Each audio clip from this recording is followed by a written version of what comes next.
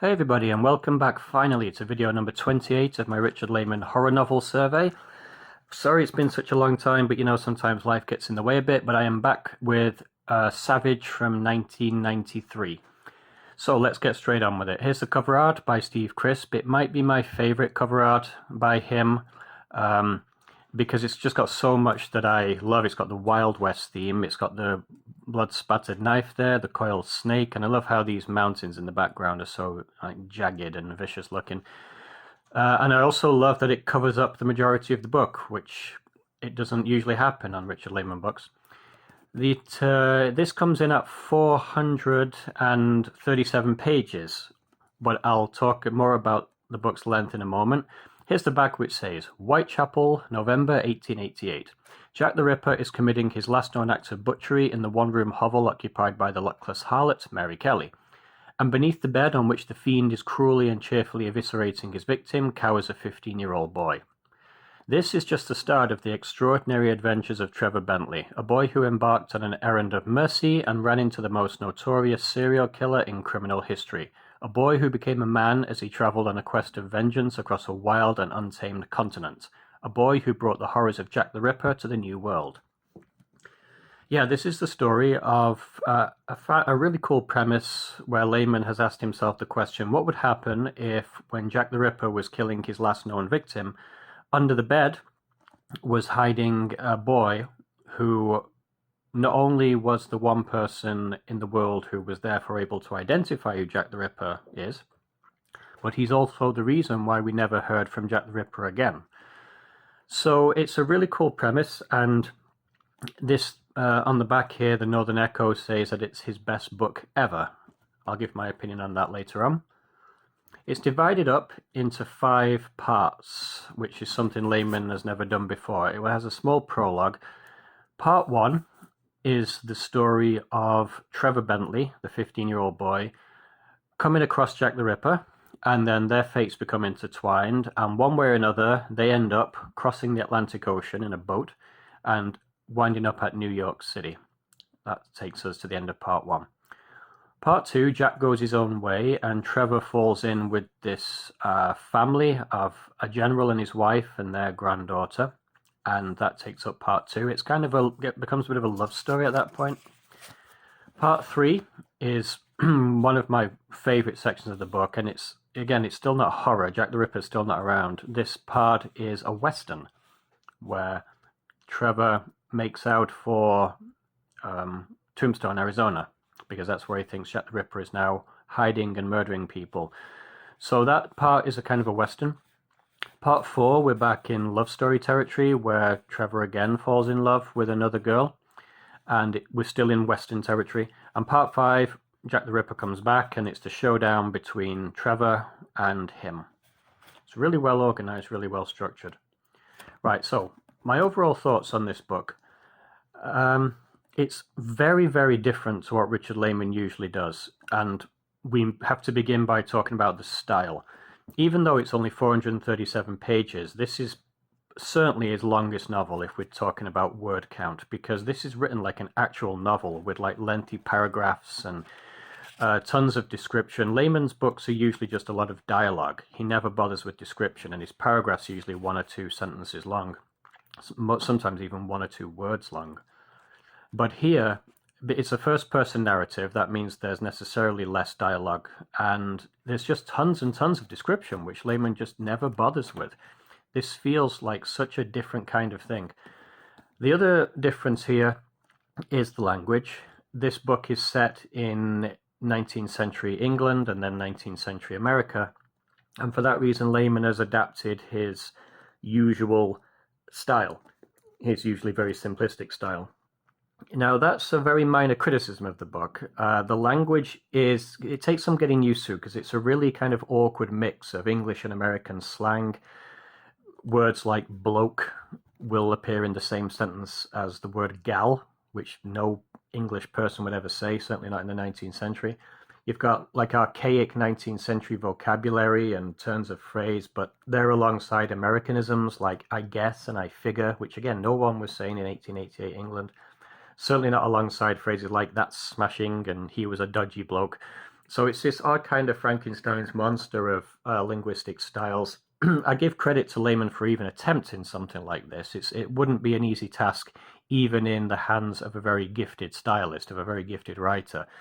But um, you just have to get used to it, and I can see why it would put people off. It didn't put me off because I was just thankful finally to have a Laymon book where he's really trying to paint pictures and set a scene and set an atmosphere and take time to establish a sense of place and a mood to the novel. Because this has a kind of an epic sweep. It feels epic in its scale, and that's something I can say about no other Richard Laymon novel. First, the time frame. Usually, even Laymon's longest books take place in just one location over the course of a few days, maybe a week at most. But here, we travel the Atlantic Ocean from London to New York and then all the way across America. And although it's not exactly stated how much time elapsed in the novel, it looks to be something like half a year at least, maybe close to a full year that goes by. And that means that another unique characteristic of this book is character development. Here people grow and change and learn, and they have an arc instead of the usual Laymon horizontal line. On 2 occasions, Trevor falls in love, one time with a girl called Sarah and then later with a girl called Jessie. And unlike in other Laymon's books, it's not an instant love. It's something that's discovered. It's something that's earned, and therefore it makes sense. It's real. And I, I really valued that very, very much. And the character of Trevor, it's first-person narration, and it's funny that Laymon makes his most mature and self-aware character his youngest ever leading man. At 15 years old, Trevor Bentley is his youngest main character in a novel. And if you've read any Richard Laymon books, you'll know that most of his middle-aged men behave like impulsive, brain-dead, horny teenagers. Here we have a teenager behaving like a normal, intelligent man. And I always enjoy Richard Laymon's writing. In almost any book he's written, I always love his writing, but I have never admired it. It's, as I said in my introduction video to this series, he's kind of a bad writer in many ways. The things I love in him, it's not his literary gifts, let's say. But this is the first book where I found myself admiring his writing, respecting it. There's dialogue in here which is legitimately great. There are descriptions in here that are legitimately fantastic. This is the only book in his entire oeuvre, and I'm including stuff like Night in the Lonesome October here, where people, wax euphoric about that one and say this is a genuinely great book. I don't think it is, but that will be coming up in my review soon. But this, for me, only for me, it's all taste, is the only Richard Laymon book which I think is a great book. Not to say that it's perfect. It still has its clunky moments. It still has its... the occasional Laymonism creeps in here and there. When it comes to describing breasts, of course, he's always doing that. But beyond that, this is a really well-written book and an impressive achievement that he's done. And talking just a little bit about the plot and the story, I don't want to give too much away because the plot isn't really the point here. It's not a Jack the Ripper book. A lot of people will be disappointed by this. They might think it's going to be another splatterpunk novel involving Jack the Ripper cutting people up. It kind of is at the start and it is at the end, but the lengthy middle section of this book, like the 350 pages in the middle, have nothing to do with Jack the Ripper at all. It's almost a coming-of-age story of Trevor Bentley. And it's a Western novel, and it's a romantic love story set on the American West, the American plains. A lot of people won't like that. If you're the kind of Richard Laymon writer that wants something like his novel Beware or Resurrection Dreams or one of the real splatterpunk novels, you might not like this one. I just happen to love it. About the plot points, though, I mean, this first girl he falls in love with, Sarah, at the end of chapter 2, excuse me, at the end of part 2, he ends up getting parted from her one way or another. And I was genuinely sad when that happened because I had come to like this couple, and I would have liked, minor spoiler coming up here, I actually would have liked a different fate for Sarah in the end. But that's not actually a criticism of the novel. It's a compliment to how much Laymon had me engaging with the character. There are things in this book that I would have wanted to be different, but not because I think it would have made it a better book. It's just because it actually had me caring about the characters for once. And so if and when they would end up meeting unfortunate fates, I actually felt bad, which again has almost never happened in a Richard Laymon book for me. The character of Jessie, the second girl who Trevor falls in love with, is one of Laymon's very best characters. I mean, she's a 16-year-old girl, and she, sorry about this, a 16-year-old girl, but she's again intelligent. Her intelligence matches that of Trevor, and therefore it's enjoyable to listen to them talk to each other, because usually Laymon characters, their dialogue is mind-numbingly banal and stupid and infantile. But it was nice to watch these two people grow uh, and eventually become a couple. Jessie has mercifully decided to remain a virgin until her marriage, and I hope that gained her a ticket to heaven when she dies, because she spared us who knows how many Richard Laymon sex scenes by doing that. There is one, maybe two, but one that will scar me for life. There's one Richard Laymon sex scene involving him and Sarah.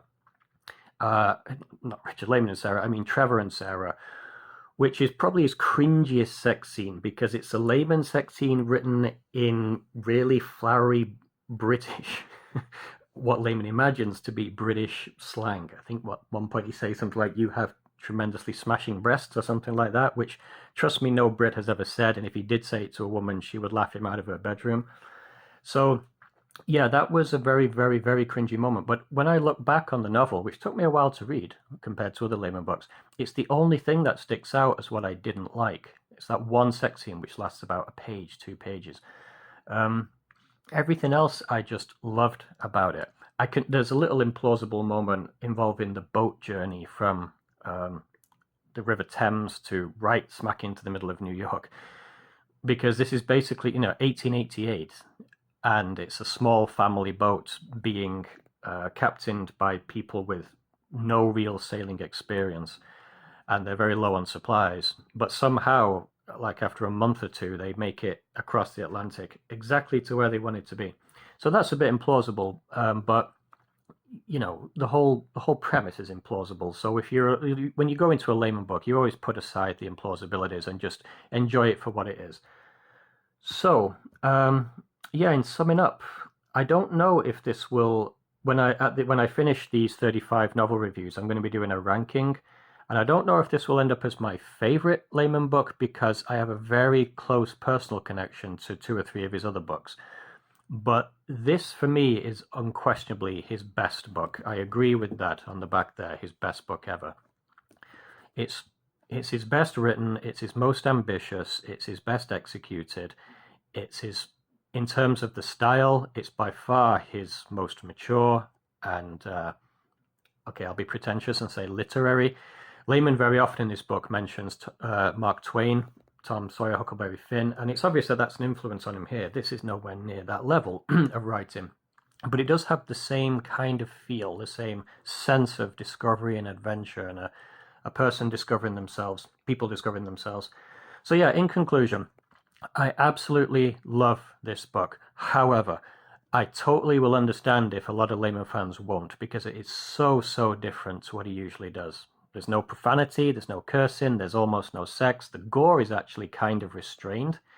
There's one surprising scene where a character, I think her name was Trudy, a minor character, but she gets horrifically killed by Jack the Ripper, but Laymon doesn't even describe it. He allows the imagination to do the work for once. He describes Trevor looking into the room where Trudy's carcass is, but Laymon doesn't describe what Trevor sees. He describes the effect on Trevor's psyche, what it's done to him by seeing it, which again, kudos to him. All the credit in the world for him doing that. That's something he would never usually do. He would always relish in describing all the butchery. Right, I'm going to wrap this up then. So, Savage from 1993, an absolutely excellent book. Maybe even one of the great horror novels of the 20th century. I'm ready to say that. I honestly am ready to say that. But again, don't blame me if you start to read it and you're bored to tears by it because you didn't go into it expecting a Western love story. Right, okay, guys, that's going to do it for me. I'm going to be back very soon with another Richard Laymon review. Until then, take care of yourselves, and bye for now.